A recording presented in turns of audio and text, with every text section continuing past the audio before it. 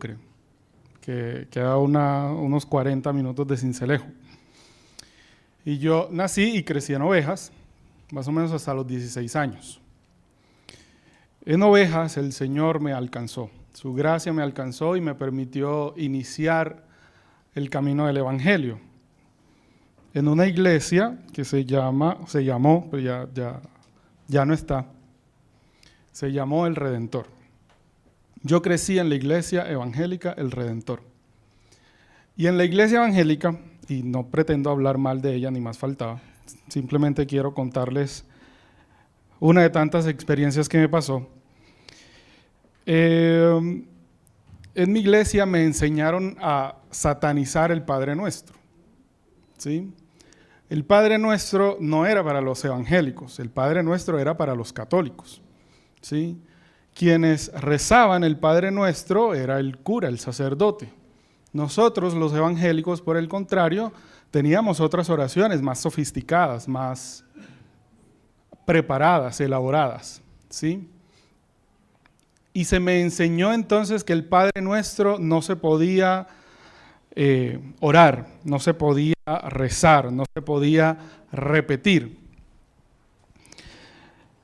Incluso a veces hasta daba pena cruzarse en la Biblia con el Padre Nuestro, porque lo ibas a repetir, ¿no? Entonces tú evitabas predicar sobre Mateo 6, porque de pronto te topabas con el Padre Nuestro y yo lo estoy repitiendo. Señor, perdóname. Lo que sí me enseñaron fue otras oraciones, ¿no? Y entre más sofisticada la oración, más contundencia tenía, más poder.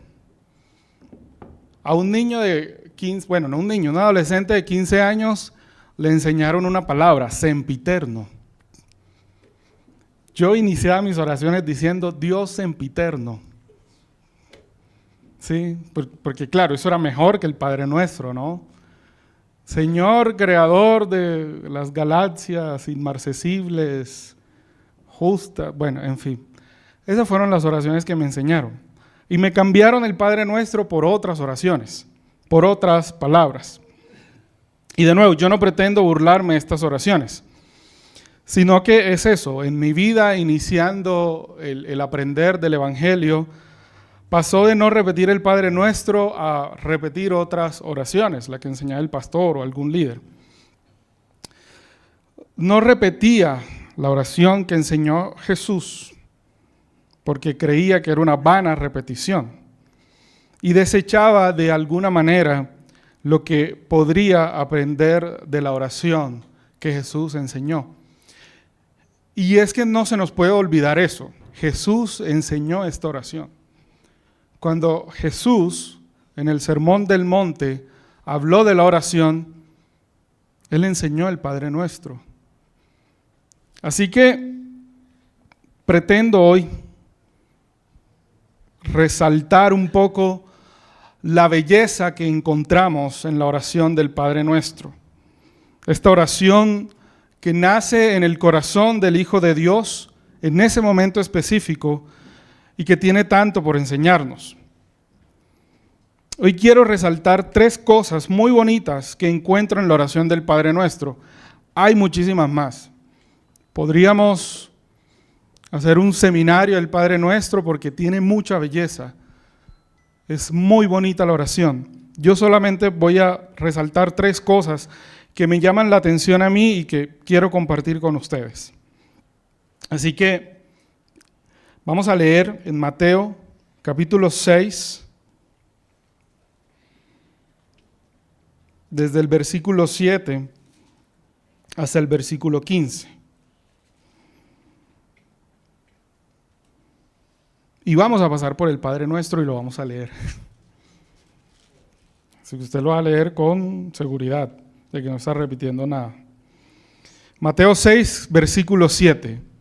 Y al orar, no hablen solo por hablar como hacen los gentiles, porque ellos se imaginan que serán escuchados por sus muchas palabras. No sean como ellos, porque su Padre sabe lo que ustedes necesitan antes de que se lo pidan. Ustedes, versículo 9, ustedes deben orar así. Padre nuestro que estás en el cielo, santificado sea tu nombre, venga tu reino, hágase tu voluntad en la tierra como en el cielo.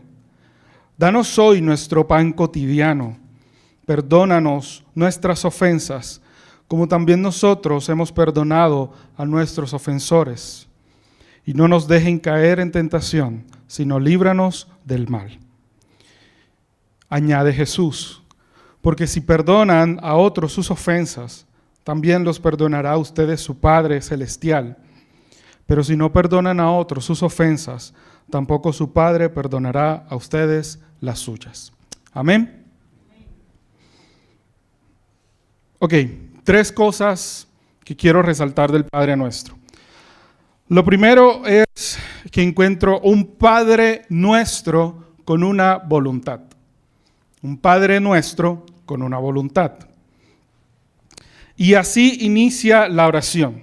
Padre Nuestro. Jesús entonces enseña primeramente que Dios es nuestro Padre. Y para aquellos primeros oyentes, los judíos de esa época que escucharon esta enseñanza de Jesús por primera vez, para ellos esto entró en reversa.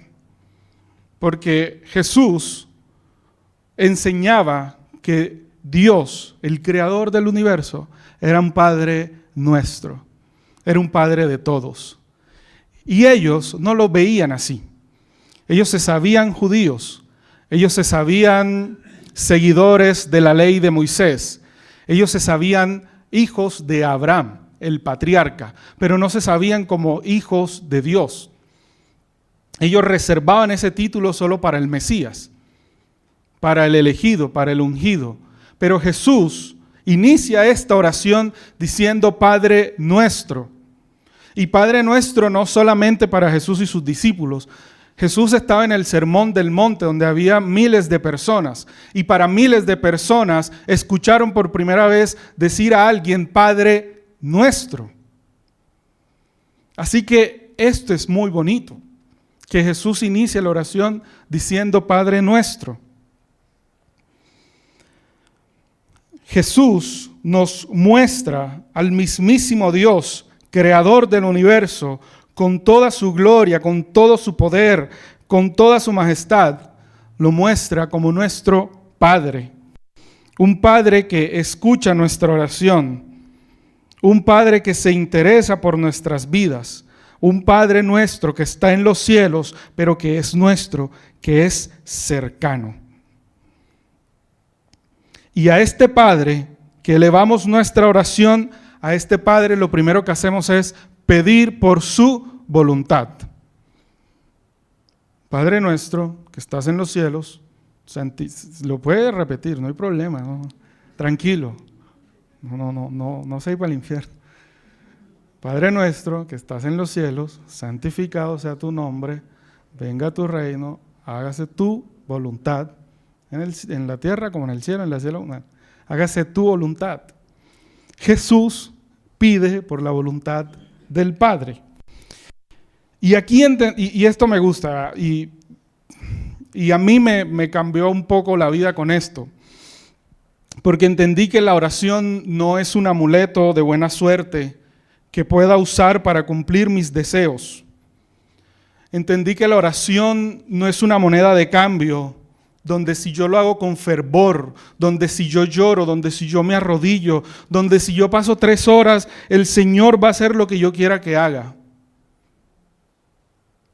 Esto me cambió para acercarme en oración, no pretendiendo pagarle a Dios por el favor que quiero que haga conmigo. Porque la oración no es eso. Jesús pide que se haga la voluntad del Padre. Por más fervor que yo tenga, por más necesidad, por más lágrimas, por más complejo que sea mi situación, yo debo pedir por la voluntad del Padre. Que puede que coincida con lo que yo deseo, con la petición. Que puede que Dios tenga misericordia y conceda mi petición, pero puede que no. Y voy a traer a colación una historia que le pasó a mi hermano hace mucho tiempo. Y mi hermano casi se muere porque le dieron un tiro en el corazón hace un montón de tiempo. Y mi hermano, en medio de su historia, me comentó, o contándome la versión de su historia, que su oración en ese momento fue: Señor, ten misericordia, todavía no. Cuando él sentía que se desangraba, que se estaba yendo, él decía: Señor, ten misericordia, todavía no. Y afortunadamente para mí, para mi hermano, para mi familia, el Señor tuvo misericordia. Mi hermano se salvó milagrosamente. Esa historia se las cuento después. Porque él se salvó y él está con nosotros y ya se casó y tiene sus hijos. Y felizmente recordamos ese momento. Pero recuerdo, como parte de la historia, que mi hermano fue a una iglesia en Ovejas porque el pastor de esa iglesia lo invitó a que contara su historia, ¿no? Y cómo el Señor lo salvó. Y mi hermano contó la historia. Y claro, todo el mundo, aleluya, gloria, aplaudieron, qué bueno es Dios. Cuando terminó de contar la historia, el pastor se subió y dijo: ok, yo quiero contar lo siguiente. A mi hijo también lo atracaron y también le dispararon. Por robar, lo dispararon para matarlo. Y el pastor estaba en Ovejas, el hijo de él estaba en Bogotá. Y el pastor, cuando pues obviamente le dieron la noticia, imagínense el impacto, él se fue para el cuarto y empezó a orar y se arrodilló. E hizo la misma oración de mi hermano: Señor, ten misericordia de mi hijo, ten misericordia de mi hijo. Pero el hijo del pastor se murió, no se salvó. Y el pastor le dijo a mi hermano, estando ahí, le dijo: pero el Señor de ti sí tuvo misericordia, de mi hijo no. De mí no tuvo misericordia, pero de ti sí lo tuvo. Y es cierto. ¿Qué podemos decir frente a eso?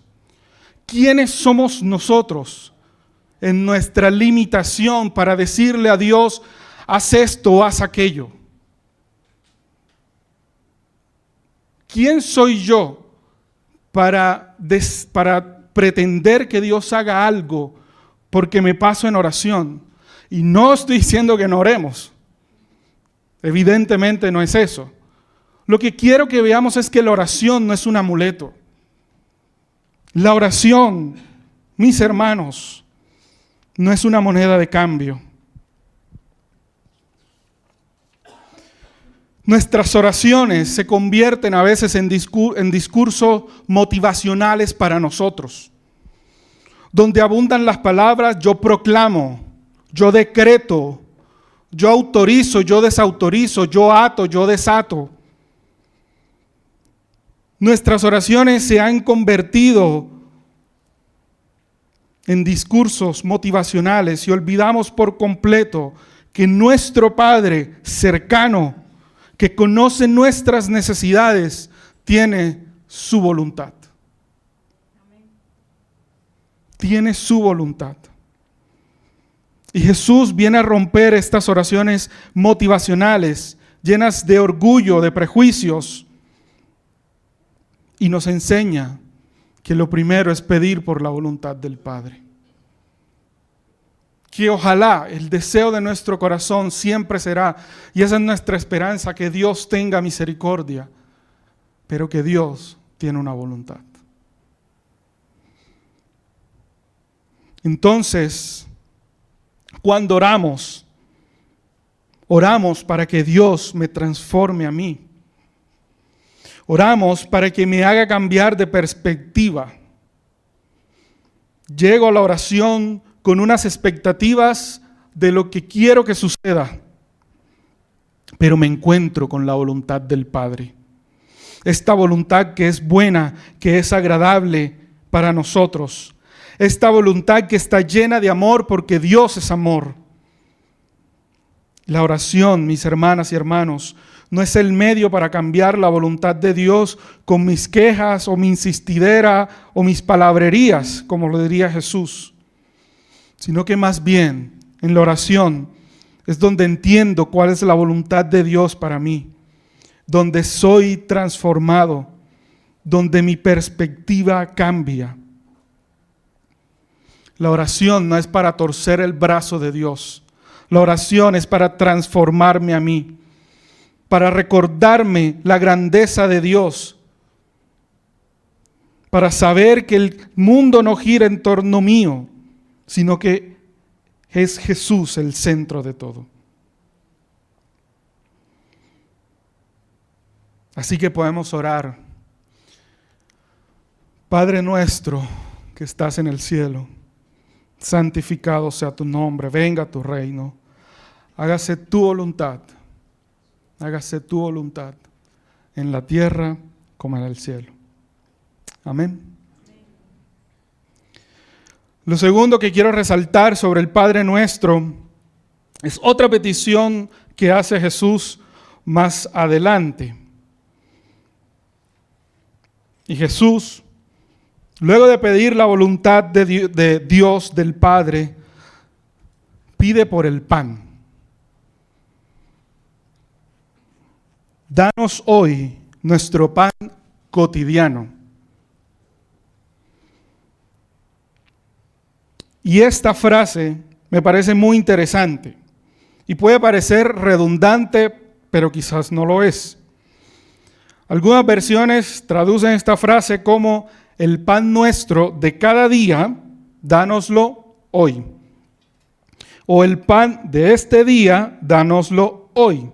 O danos hoy nuestro pan cotidiano. Y lo bonito de esto es que Jesús está pidiendo por el pan diario, pero lo pide hoy. No pide el pan diario de mañana. No se muestra afanado en la oración por el pan de la próxima semana o el próximo mes. Jesús dice, el pan de este día, dánoslo hoy. Esa es la petición de Jesús, el pan de hoy. Y creo que necesitamos en nuestras oraciones mostrarnos dependientes de Dios y con este impulso a que el Señor supla mis necesidades por su gracia y misericordia, pero las necesidades de hoy. Porque Jesús mismo dijo, no sé si más adelante o más atrás, pero dijo, cada día trae su propio afán. Que Dios provea el pan de hoy. Es más, esto sí lo dice más adelante, Jesús va a hablar acerca del afán y de la angustia y cómo una de las maneras de superar esta ansiedad, esta angustia en nuestras vidas, este miedo por el futuro, es mirando el ejemplo de la creación. Porque Dios alimenta a los pájaros y Dios viste a los lirios del campo y ni los pájaros ni los lirios se afanan, lo buscan, se angustian. Quizás ni lo merecen, pero el Señor, creador del universo, los alimenta y los cuida. Y mis hermanas y hermanos, elevamos nuestra oración a un Dios que es nuestro Padre cercano, pero que es capaz de suplir nuestras necesidades, las de hoy. Y así como alimenta a las aves del campo, ¿cómo no nos va a alimentar a nosotros?, dice Jesús. Así que podemos orar confiados en un Dios que conoce nuestras necesidades. Antes de Jesús enseñar el Padre Nuestro, dice, su Padre sabe lo que ustedes necesitan antes de que se lo pidan. Y de nuevo, yo no estoy diciendo que esto es una promesa inquebrantable de que Dios nos va a dar lo que queramos. Pero lo que sí nos dice Jesús es que Dios, nuestro Padre cercano, Creador del universo, conoce nuestras necesidades y el pan diario nos los puede dar hoy. Así que más que una enseñanza para tener la certeza de que Dios me va a dar todo lo que quiero, lo que sueño, creo que eso es una enseñanza de Jesús para descansar en el poder, en la soberanía y en la provisión que tiene Dios para nuestras vidas. Que en nuestras oraciones podamos reconocer que cada día trae su propio afán y que rogamos, que anhelamos que Dios nos dé el pan diario el día de hoy. Que en nuestras oraciones podamos vivir con esa necesidad continua de Dios y que todos los días me acerco a Jesús, no solamente los domingos, no solamente los jueves en el culto de oración, sino que cada día reconozco la necesidad de la provisión de Dios para hoy. Que reconozcamos que sin la provisión de Dios no somos nada. Que nuestra seguridad proviene de Jesús, de Dios, de su poder, de su amor, de su gracia. Que lo que vale es eso, su favor sobre nosotros cada día. Y que en nuestras oraciones podamos reconocer y ser conscientes de nuestra dependencia de Dios, de cuánto lo necesitamos. Que el pan diario de cada día lo pida cada día. Que me acerque ante Jesús buscando su provisión, protección y seguridad. Amén. Y por último, otra cosa bonita que encuentro en el Padre Nuestro es que es un asunto de comunidad. Así que al leer esta oración de Jesús, creo que no podemos pasar por alto el énfasis que hace Jesús al finalizar esta oración. Y Jesús dice, si ustedes perdonan a otros sus ofensas, también los perdonará a ustedes su Padre Celestial. Es un énfasis que hace Jesús cuando termina la oración del Padre Nuestro. Porque si perdonan a otros sus ofensas, también los perdonará a ustedes su Padre Celestial. Así que creo que la oración es un asunto horizontal y no solamente vertical. No podemos obviar el perdón que le debemos a aquellos que nos ofenden. No podemos pretender vivir una falsa piedad y gastarnos horas orando, creyendo que con eso nos ganamos el favor de Dios, que demostramos ser mejores hijos, cuando en nuestro corazón no pasamos por alto la ofensa, no perdonamos a quienes nos ofenden. Yo creo que estas oraciones así, cuando uno va ante Dios sin perdonar al otro, sin intención ni siquiera de perdonarlo, porque yo sé que el perdón cuesta y todos seguramente tendremos diferentes situaciones y contextos y yo no pretendo decir perdona ya. Sé que puede variar la situación y lo que cuesta, ¿sí? Pero es que a veces ni siquiera tenemos la intención, ni siquiera tenemos el deseo que Dios nos ayude a perdonar. Y aún así, sin ese deseo, sin esa intención, nos acercamos a orar. Y yo creo que ahí cuando pasamos horas orando con ese mismo rencor, con ese mismo odio, con esa misma ardidez, pues yo soy ardido. Y nos pasamos orando en esa actitud. Yo creo que esas son las palabrerías que acusa Jesús. Yo creo que esas son las palabrerías que no pasa nada. En la oración, incluso en la oración, Jesús da por sentado que nosotros perdonamos a aquellos que nos ofenden. Porque Jesús, cuando dice el Padre Nuestro, dice, perdónanos nuestras ofensas, como también nosotros hemos perdonado a nuestros ofensores. Para Jesús es evidente, debe ser congruente que nosotros, quienes nos acercamos a Dios, podamos perdonar a los demás. La pregunta es si sucede así con nosotros.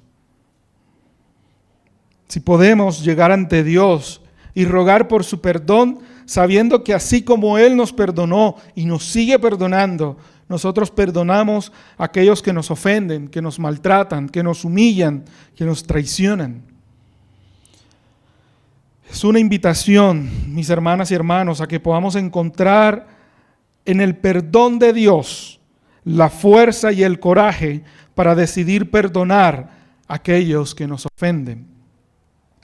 Que quedemos tan maravillados de su perdón inmerecido que lo único que podemos hacer es corresponder perdonando a otros.